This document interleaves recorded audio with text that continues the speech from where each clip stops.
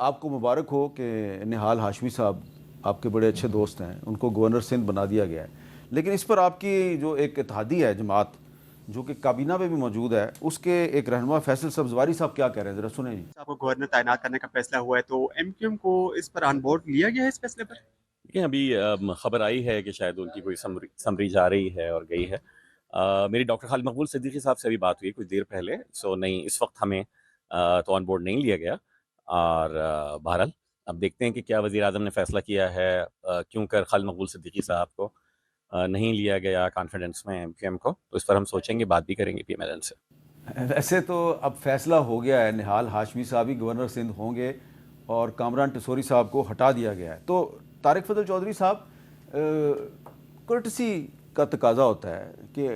ایک جماعت جو ہے وہ کابینہ میں آپ کے ساتھ بیٹھی ہوئی ہے، تو اس جماعت کا گورنر اگر ہٹانا ہے تو ان کو بتا تو دینا کہ بھئی ہم آپ کا گورنر ہٹا، بتایا بھی نہیں آپ نے ان کو۔ میر صاحب یہ صرف کرٹسی کا تقاضا نہیں ہے، یہ اس سے کافی آگے کی بات ہوتی ہے کہ اپنے اتحادیوں کو اعتماد میں لینا، ان سے اس طرح کا جو ایشو، خاص طور پہ اگر سندھ کی بات ہو تو ایم کیو ایم جو ہمارے اتحادی ہیں، پیپلز پارٹی جو ہے ہماری بڑی اتحادی جماعت ہے، تو انہیں کانفیڈنس میں لے کے ہی ایسے فیصلے کیے جا سکتے ہیں، لیکن اگر ایم کیو ایم کے کوئی تحفظات اس سلسلے میں ہیں تو یقیناً انہیں دور کیا جائے گا۔ پرائم منسٹر تو اپنے تمام اتحادیوں کو اپنے بہت چھوٹے چھوٹے فیصلوں میں بھی کانفیڈنس میں لیتے ہیں، اس فیصلے میں ایم کیو ایم کی اگر کوئی تحفظات ہیں تو میں آپ کو اشور کرتا ہوں کہ ہم انہیں انشاءاللہ دور کریں گے۔ اس کا مطلب یہ تو نہیں ہے کہ اب 28ویں ترمیم نہیں آئے گی؟ دیکھیں 28ویں ترمیم کا گورنر سندھ کی تعیناتی سے دور دور تک کوئی تعلق نہیں ہے، کیونکہ جو گورنر سندھ تھے پہلے پچھلے کامران ٹسوری صاحب کے پیپلز پارٹی سے کچھ اختلافات چل رہے تھے، تو اب نہال ہاشمی صاحب آئے ہیں، ان کا تعلق آپ کی جماعت سے ہے، اور نہال ہاشمی صاحب بڑے پرانے منجھے ہوئے تجربہ کار سیاسی کارکن ہیں جنہوں نے طلال چودھری کی طرح توہین عدالت کے الزام میں اپنا سیاسی کیریئر جو ہے اس کو ایک بہت بڑا دھچکا بھی پہنچایا،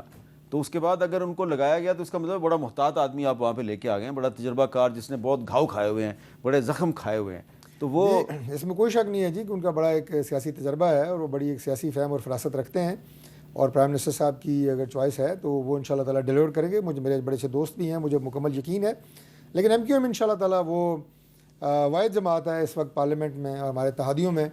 جس نے الیکشن سے پہلے ہمارے ساتھ الائنس کا اور اتحاد کا ہمیں عندیہ دیا تھا اور وعدہ کیا تھا کہ ہم الیکشن کے بعد آپ کے ساتھ بیٹھیں گے، تو لہٰذا ان کے ساتھ ہمارا جو بانڈ ہے وہ اٹوٹ بانڈ ہے۔ پچھلے 30-35 سال کی اگر آپ سیاسی تاریخ نکال کے دیکھیں تو ایم کیو ایم نے اس طرح کے وعدے وعید، اس طرح کے معاہدے تقریباً ہر بڑی جماعت کے ساتھ کیے ہیں، اور ہر حکومت میں وہ کسی نہ کسی طریقے سے ڈائریکٹلی انڈائریکٹلی شامل بھی رہتی ہے۔ میرا خیال ہے ایک بریک لے لیں۔